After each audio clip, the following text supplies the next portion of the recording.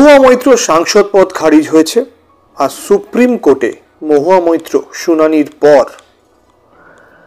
কিছুটা স্বস্তিতে রইলেন নাকি অস্বস্তি বজায় রইল, এইটা বলা আমার মনে হয় খুব কঠিন। সাংসদ পদ খারিজ হওয়ার পর সুপ্রিম কোর্টের দ্বারস্থ হয়েছেন মহুয়া মৈত্র। বুধবার সুপ্রিম কোর্ট অর্থাৎ সর্বোচ্চ আদালত লোকসভা সেক্রেটারি জেনারেলকে নোটিশ দিয়েছেন যে কেন মহুয়া মৈত্র সাংসদ পদ খারিজ হলো, তাকে জবাব দিতে হবে।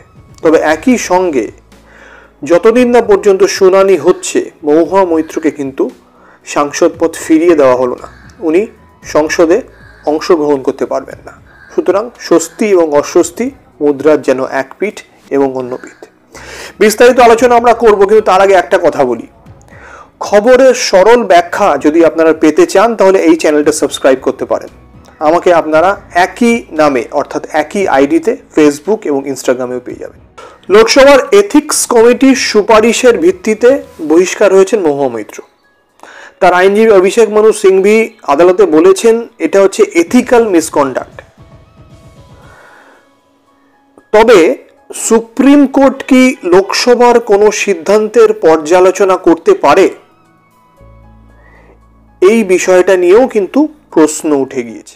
সলিসিটর জেনারেল তুষার মেহতা উনি কি বলছেন যে একটি সার্বভৌম সাংবিধানিক সংস্থা নিজের অভ্যন্তরের অনুশাসনের বিষয় সব পক্ষের সঙ্গে কথা বলে প্রমাণের ভিত্তিতে একটি সিদ্ধান্ত নিয়েছে। সেই সিদ্ধান্ত সুপ্রিম কোর্টে পর্যালোচনা করার কতটা যুক্তিযুক্ত এখতিয়ার রয়েছে। বিচারপতিরা বলছেন তারা কিন্তু সব দিক খোলা রাখছেন।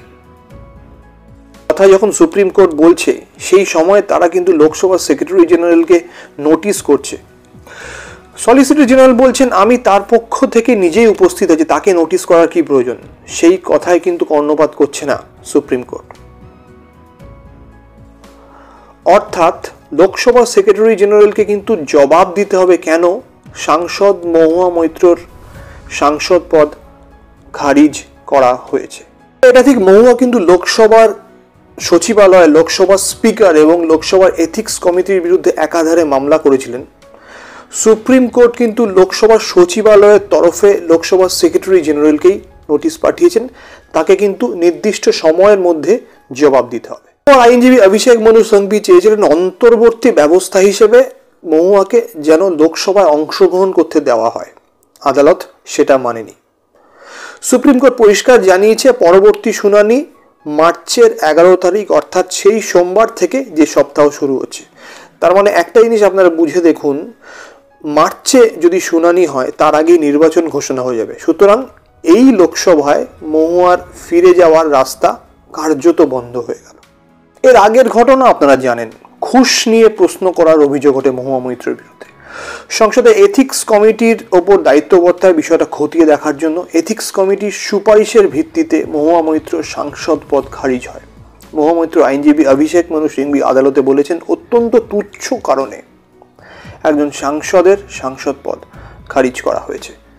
বিরোধীদের এটা ওপরে শাসকের সংঘবদ্ধ চক্রান্ত এবং সমস্ত বিরোধী দল প্রায় মহুয়া মৈত্রের পিছনে দাঁড়িয়েছে।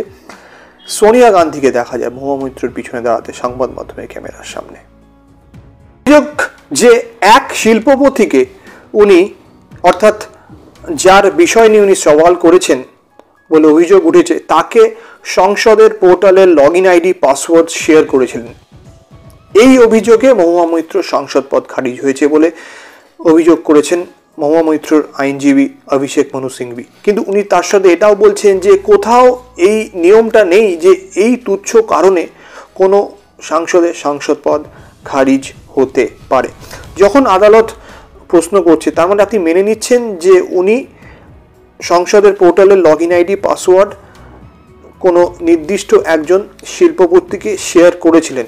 তখন মহুয়ার আইনজীবী সেটা স্বীকার করে নিয়ে বলেন হ্যাঁ উনি করেছিলেন এবং অনেকেই সেটা করে থাকে। এটা যে দর্শন হীরানন্দানী শিল্পপতি, তার থেকে টাকা নিয়ে আদানির বিরুদ্ধে সংসদে প্রশ্ন করেছেন মহুয়া, এটা অভিযোগ। এখন দর্শন হীরানন্দানী মহুয়ার আইনজীবীর কথা অনুযায়ী হলফনামায় দাবি করছেন মহুয়া তাকে চাপ দিয়ে উপহার আদায় করেছে। অন্যদিকে মহুয়ার বিরুদ্ধে অভিযোগ যে উনি টাকা নিয়েছেন দর্শন হিরানন্দানির থেকে এবং সব থেকে বড় কথা সংসদে লগ ইন আইডি পাসওয়ার্ড এগুলো শেয়ার করেছেন। একজন অভিযোগ করছেন জয় আনন্দ দেহাদ্রাই মহুয়ার বিরুদ্ধে, কিন্তু উনি গোপন করেছেন মহুয়ার সঙ্গে কোনো এক সময় তার পুরনো সম্পর্ক ছিল।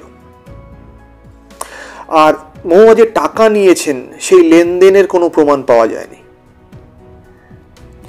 এই বিষয়গুলোকে সন্দেহজনক বলে বলছেন মহুয়ার আইনজীবী অভিষেক মানু সিংভি। আদালত কি বলবে উত্তর আমরা পাবো মার্চের 11 তারিখের পর, যখন ফের শুনানি হবে।